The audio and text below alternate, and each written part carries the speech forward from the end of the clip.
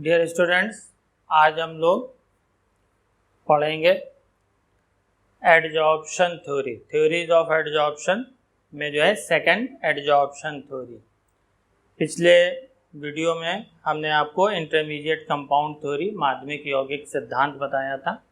इसमें हम आपको एडजॉर्प्शन थ्योरी और मॉडर्न एडजॉर्प्शन थ्योरी यानी पुरानी अधिशोषण सिद्धांत और आधुनिक अधिशोषण सिद्धांत इसको जो है बताएंगे। तो ये थ्योरी जो है, जिसको हम क्लासिकल या ओल्ड एडजॉर्प्शन थ्योरी कहते हैं, ये फैराडे ने दिया था। It was proposed by Faraday.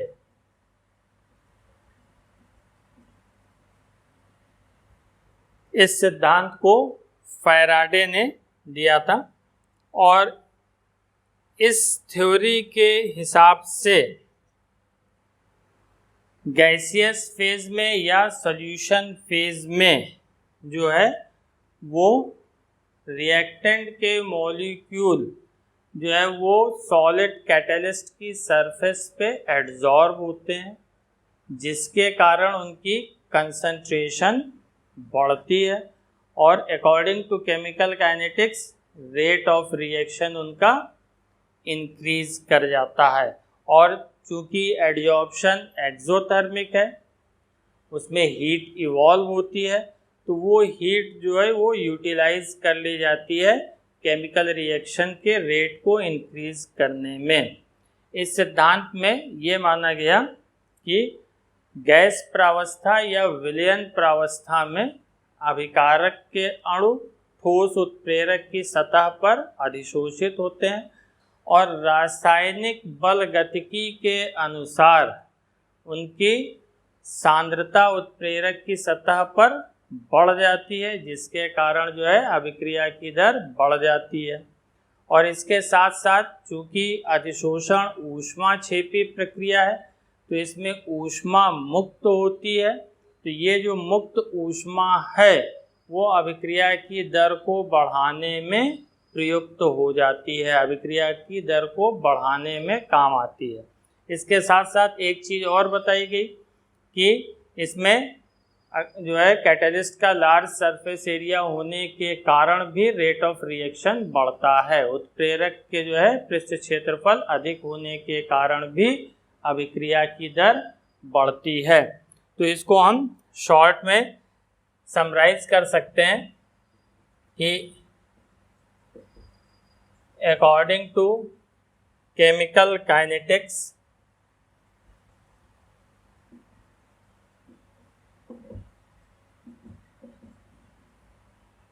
जो रेट ऑफ रिएक्शन है, रेट ऑफ रिएक्शन वो डायरेक्टली प्रोपोर्शनल होता है कंसंट्रेशन ऑफ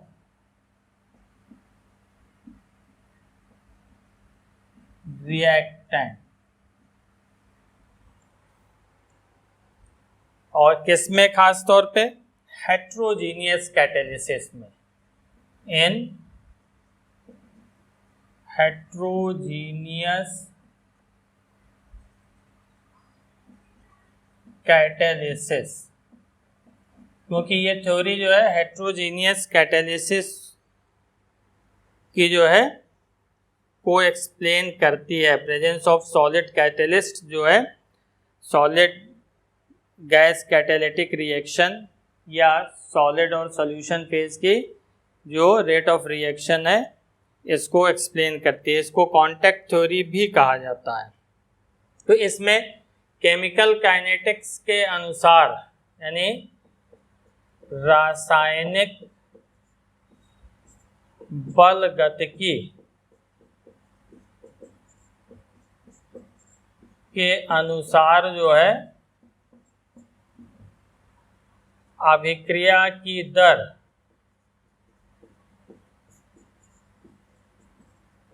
वो समानुपाती होती है विषमांगी उत्प्रेरण में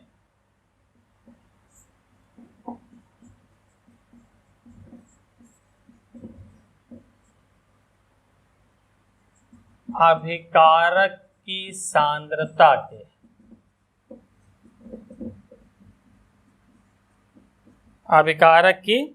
सांद्रता के समानुपाती होती है। और गैसियस फेज या विलयन में जो है इसमें जो रिएक्टेंट के मॉलिक्यूल होते हैं वो एडजॉर्ब होते हैं किस पे, कैटेलिस्ट की सरफेस पे।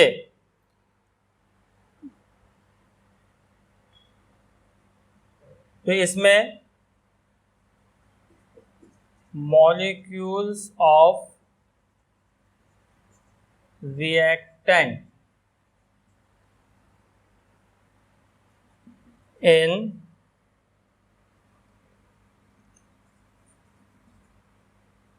gaseous state or in solution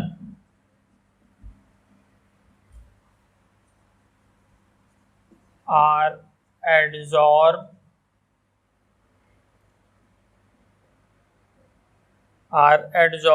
on the surface of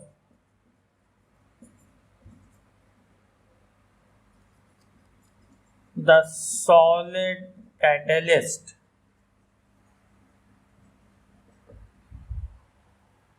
यानी इस थ्योरी के अनुसार जो है, इस सिद्धांत के अनुसार गैसीय प्रावस्था या विलयन में अभिकारक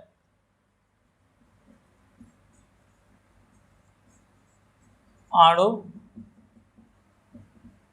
ठोस उत्प्रेरक की सतह पर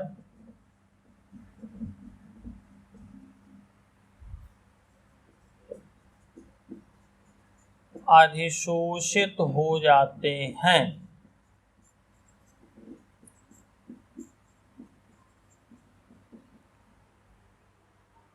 तो इसके कारण क्या होता है, ड्यू टू दिस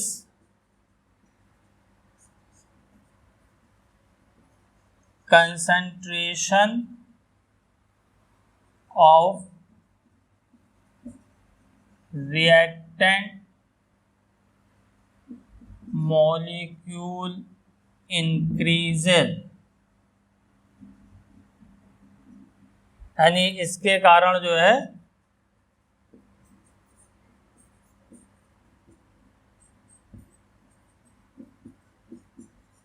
अभिकारक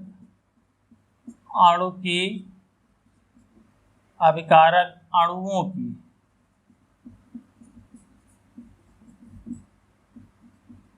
सांद्रता बढ़ती है। और इस सांद्रता के बढ़ने के कारण क्या होगा, इस सांद्रता के बढ़ने के कारण hence rate of reaction also increases, फलतः अभिक्रिया की दर में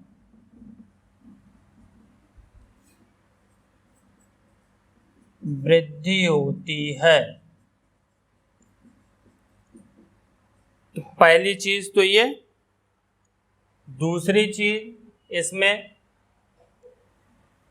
कि ये एडजॉर्प्शन जो है वो एक्सोथर्मिक है,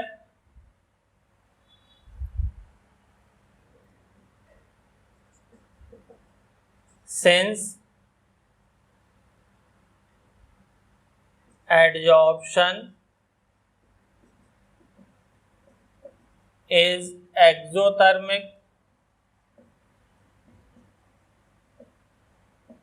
तो एक्सोथर्मिक होने के कारण क्या होगा, जो हीट ऑफ एडजॉर्प्शन है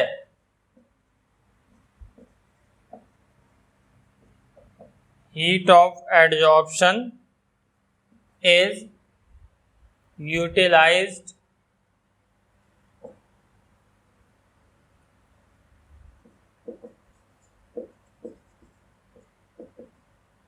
utilized in enhancing the rate of the reaction.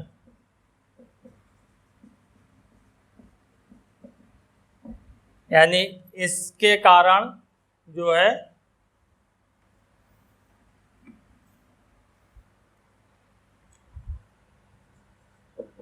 चूंकि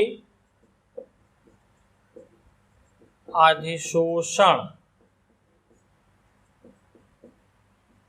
ऊष्माक्षेपी प्रक्रिया है,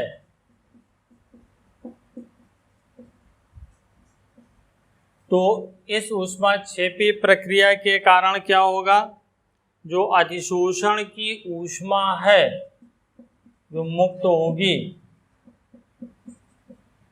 अधिशोषण की ऊष्मा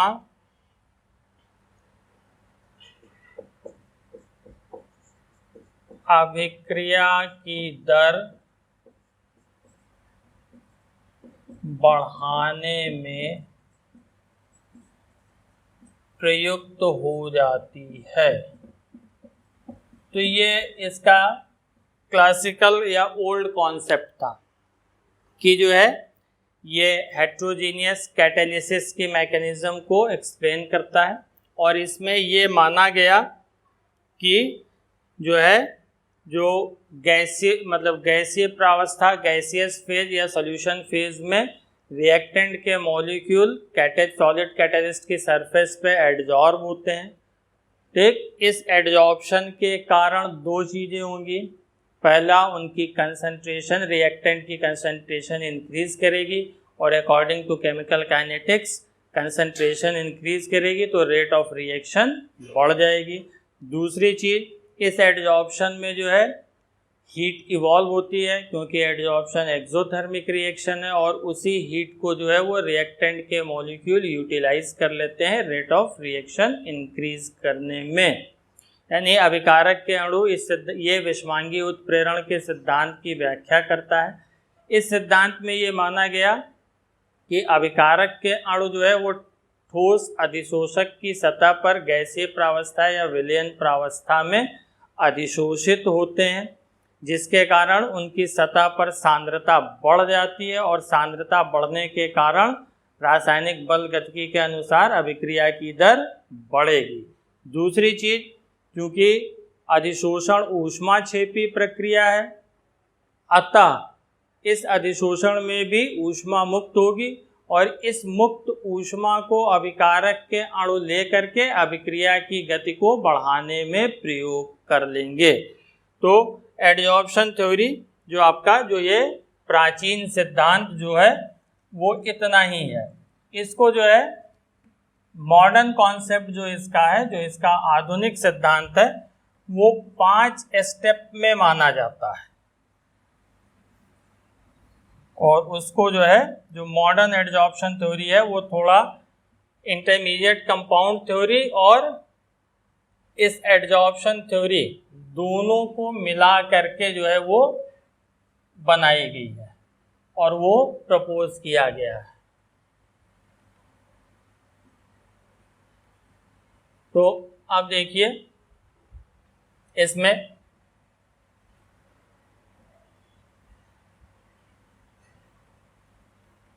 जो दूसरी थ्योरी है, इसी को जो मॉडिफाई किया गया है, इंटरमीडिएट कंपाउंड थ्योरी और एडजॉर्प्शन थ्योरी को मिला करके जो है जो मॉडिफाई किया गया है मॉडर्न एडजॉर्प्शन थ्योरी।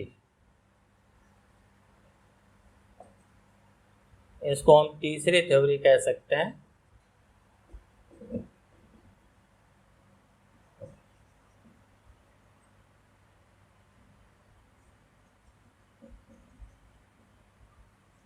आधुनिक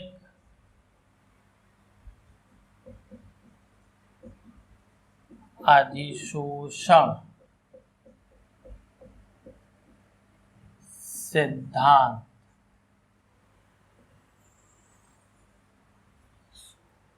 तो जो modern adsorption theory,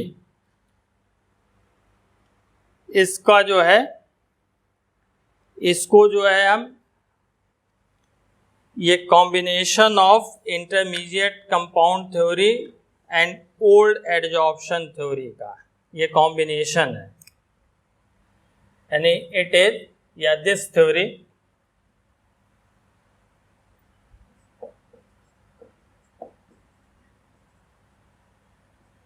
is combination of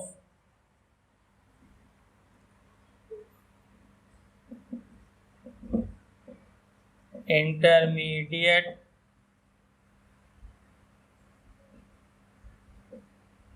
compound formation theory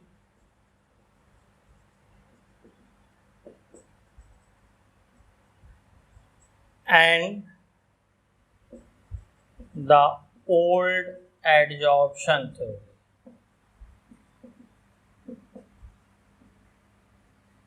यानी यह सिद्धांत जो है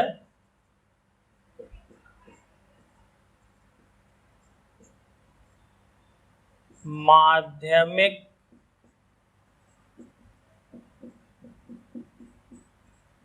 यौगिक सिद्धांत तथा पुराने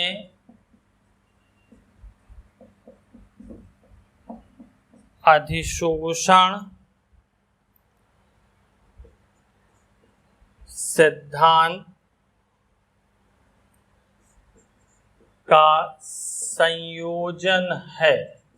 कॉम्बिनेशन यानी संयोजन है, और इसमें जो है जो कैटालिटिक एक्शन है, ठीक, वो जो है on the surface of catalyst उसी पे लोकलाइज्ड रहता है। द कैटालिटिक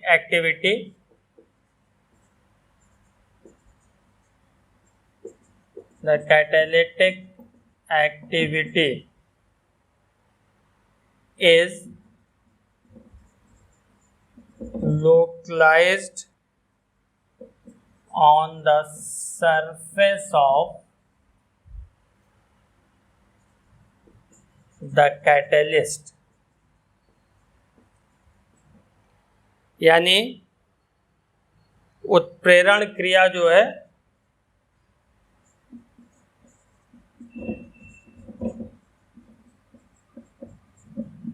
वो उत्प्रेरक की सतह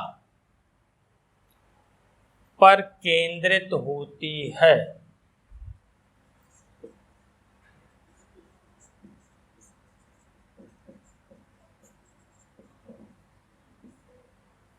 और इस थ्योरी के जो है 5 स्टेप हैं। द mechanism involves 5 steps, यानी क्रियाविधि में 5 पद सम्मिलित हैं। तो ये ओल्ड एडजॉर्प्शन थ्योरी और इंटरमीडिएट कंपाउंड थ्योरी का एक तरह से मिश्रण है, और इसमें जो कैटालिटिक एक्शन है कैटलिस्ट की, वो कैटलिस्ट की सरफेस पे ही जो है वो इन्वॉल्व मानी जाती है, और इसके मैकेनिज्म में 5 स्टेप इन्वॉल्व होते हैं। तो देखिए 1 बाय 1 वो स्टेप कौन कौन से हैं, और उसको हम एक सिंपल एग्जाम्पल से भी एक्सप्लेन करेंगे।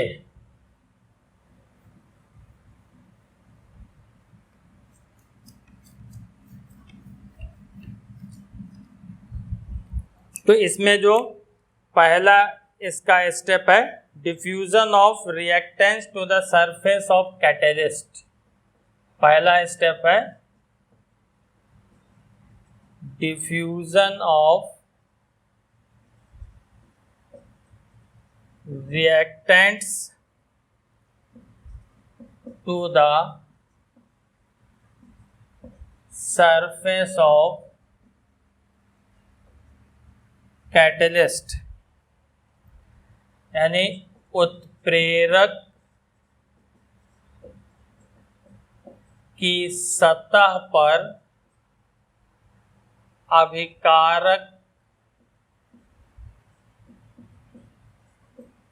अभिकारकों का विसरण, डिफ्यूजन यानी विसरण।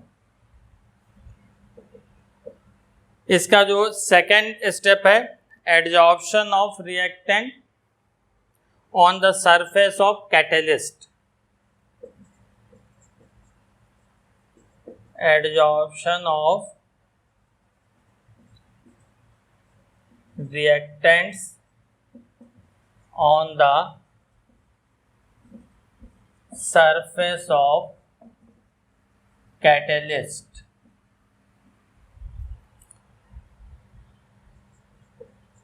उत्प्रेरक की सतह पर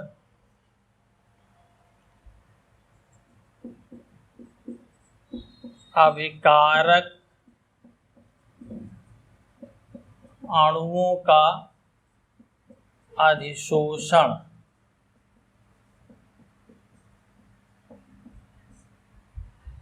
इसका थर्ड स्टेप है कि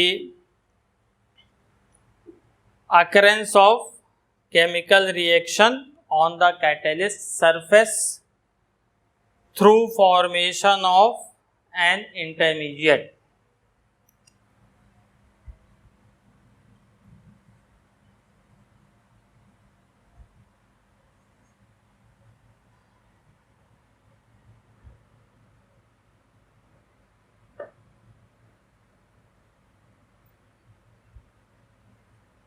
Occurrence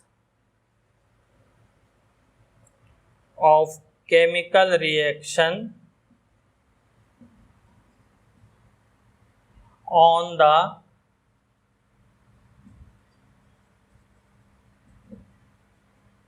catalyst surface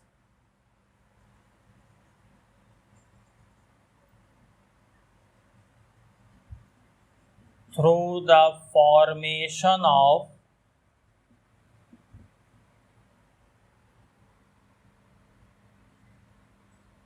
an intermediate।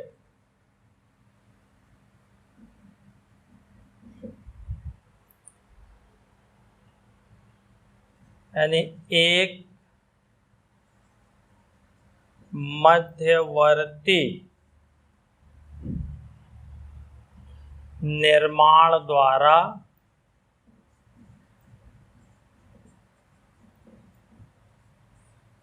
उत्प्रेरक की सतह पर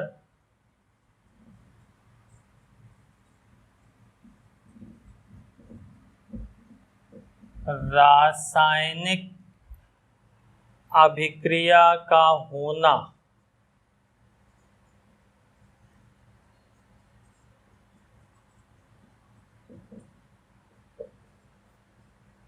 चौथा स्टेप है desorption of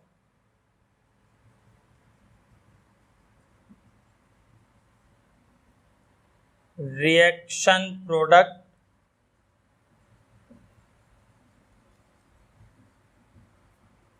from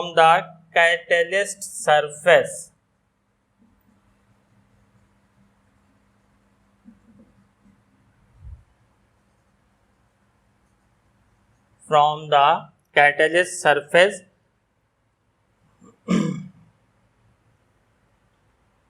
and thereby making the surface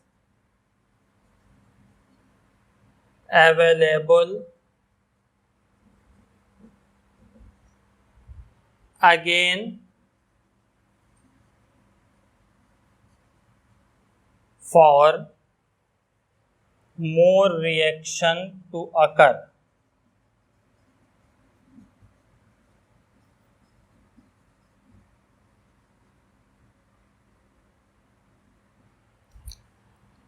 यानी उत्प्रेरक सतह से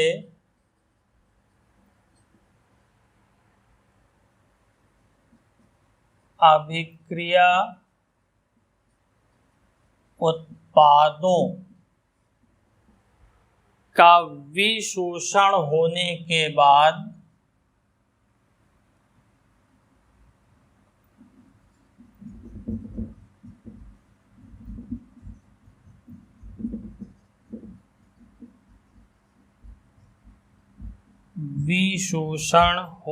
के बाद सतह का दोबारा अधिक अभिक्रिया के लिए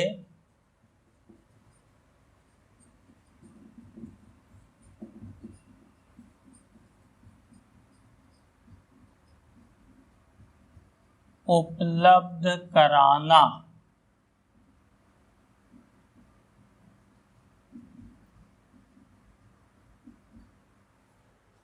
ये 4 स्टेप और 5वां स्टेप है इसका डिफ्यूजन ऑफ रिएक्शन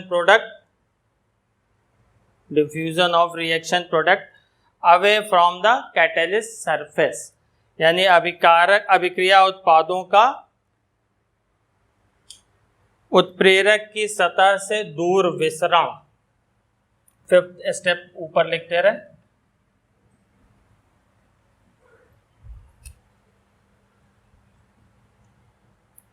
तो इसमें 5th स्टेप में diffusion of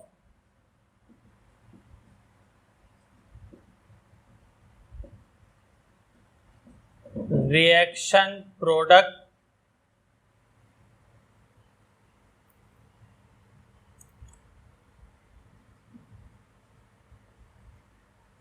away from the catalyst surface,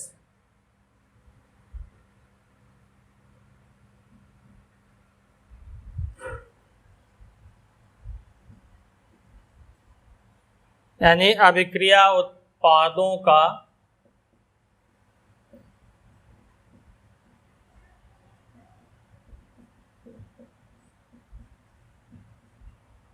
उत्प्रेरक की सतह से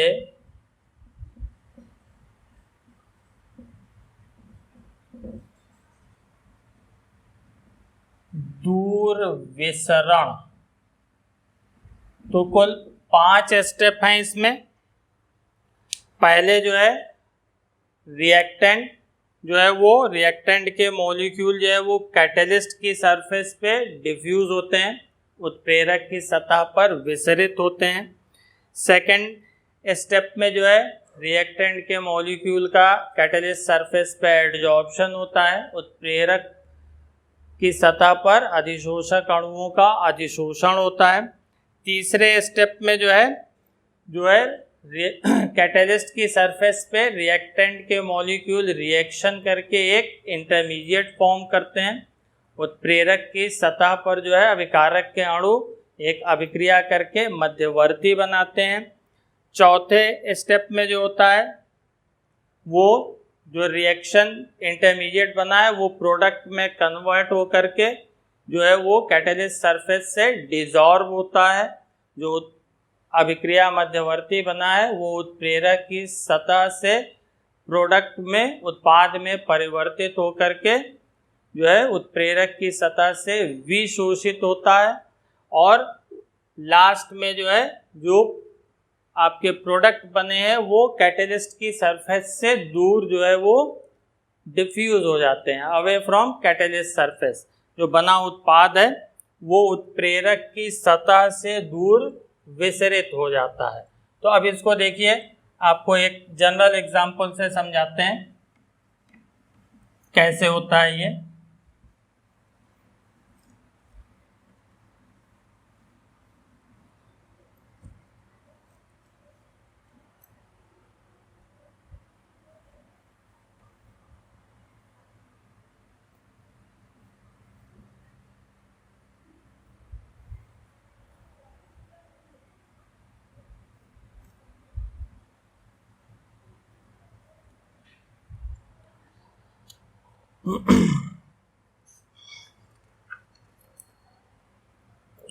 मान लीजिए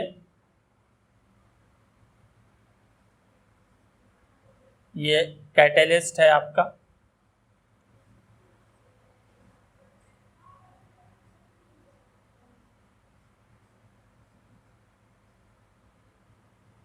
तो ये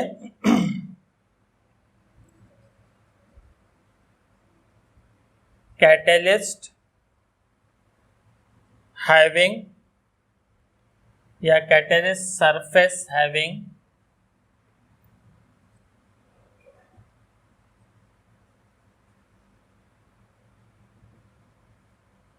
फ्री वैलेंसी,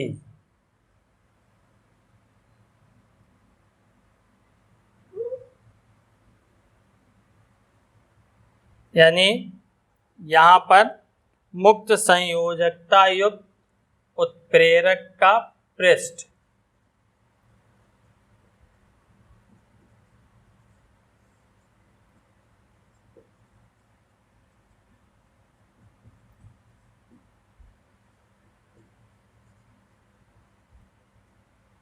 ये आपके कैटलिस्ट के मॉलिक्यूल हैं। अब मान लीजिए इसमें दो रिएक्टेंट ए और बी,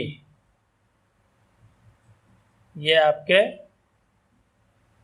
रिएक्टेंट हैं, अभिकारक अणु हैं ए और बी। ये इस पे रिएक्शन कर रहे हैं, तो इसमें सबसे पहले ये इसकी सरफेस पे डिफ्यूज होंगे, विसरित होंगे, और विसरित होने के बाद क्या होगा, इनका एडजॉर्प्शन होगा, यानी एडजॉर्प्शन ऑफ रिएक्टिंग मॉलिक्यूल्स, और ये एडजॉर्प्शन होगा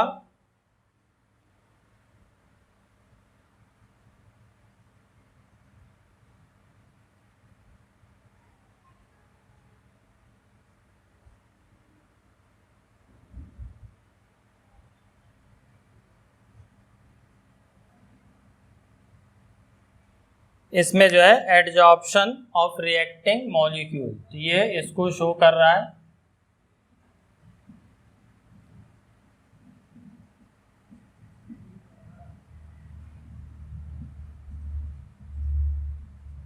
यानी अभिकारक अणुओं का अधिशोषण,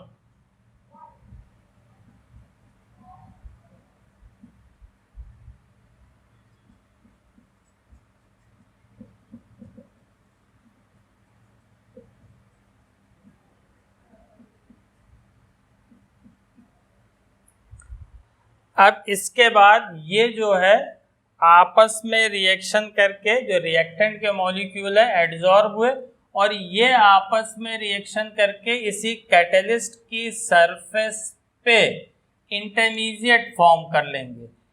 ये जो अभिकारक के अणु जो इसकी उत्प्रेरक की सतह पर अधिशोषित हुए हैं, आपस में क्रिया करके ये यहीं पर मध्यवर्ती बना लेंगे।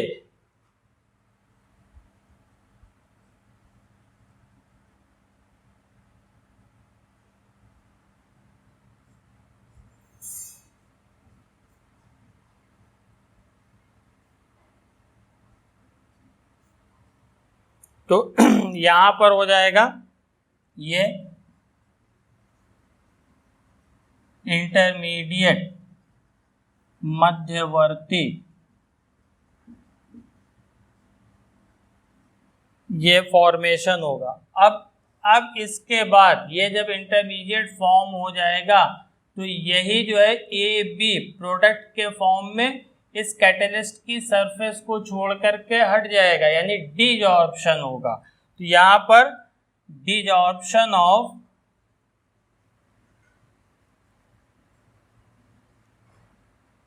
प्रोडक्ट मॉलिक्यूल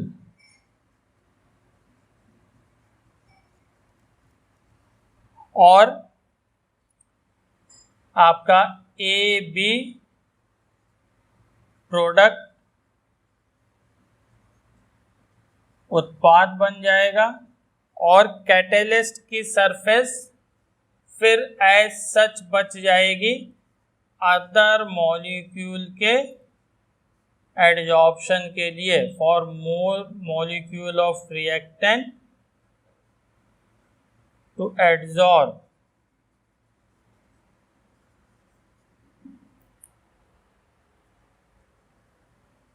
यहाँ पर उत्पाद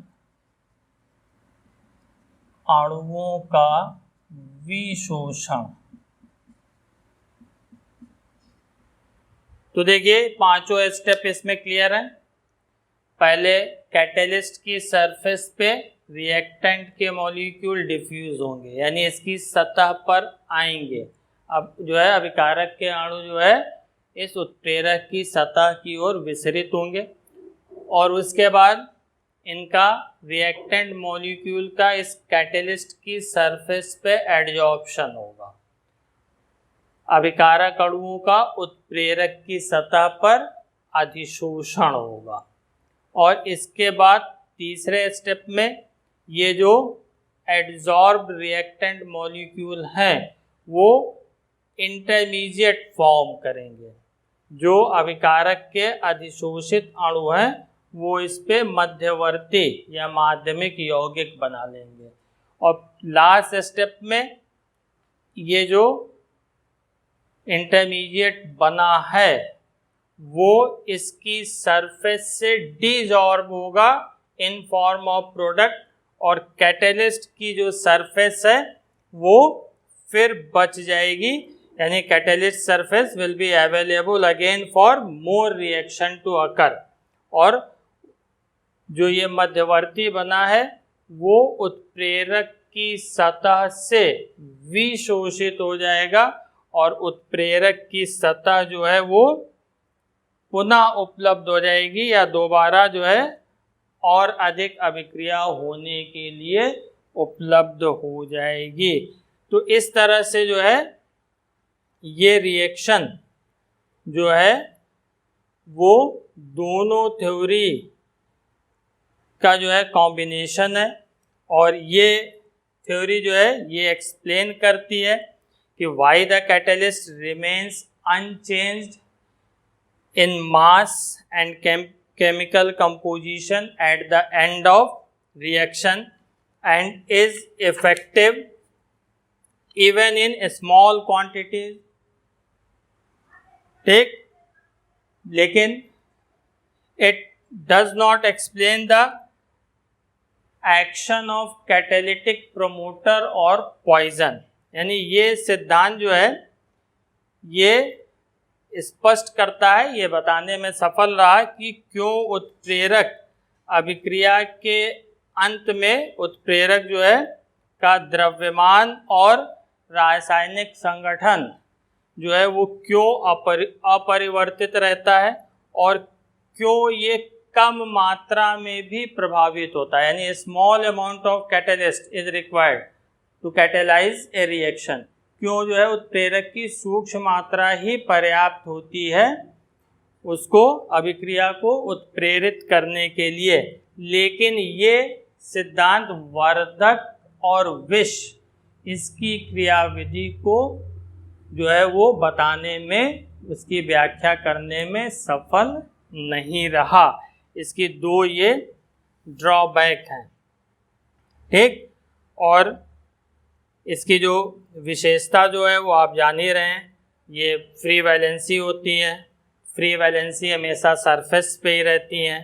ठीक, जो रिएक्टेंट के मॉलिक्यूल को एडजॉर्ब होने के लिए जो है वो रिस्पॉन्सिबल होती हैं और कोई भी जब गैस मॉलिक्यूल इसके कांटेक्ट में आता है तो वो इजीली एडजॉर्ब हो जाएगा आसानी से, वहाँ जो है वो केमिकल बॉन्ड से जो है बाइंड हो जाएगा। ठीक है, जिसके कारण जो है रिएक्टेंट के मॉलिक्यूल क्या होंगे, come close to one another. Reactant के मॉलिक्यूल जो है वो पहले से अधिक नज़दीक आएंगे और रेट ऑफ रिएक्शन इनकी इंक्रीज कर जाएगी। तो इतनी ही चीज़ें जो है वो इस मॉडर्न एडजॉर्प्शन थ्योरी में थी 5 step: diffusion of reactant on catalyst surface, adsorption of reactant on the catalyst surface, formation of intermediate, desorption of product, and again available, and catalytic surface is again available for more reaction. केवल इतनी ही adsorption theory है। इतनी चीज़ आप लोगों को समझ में आई होगी। Thanks for watching this video.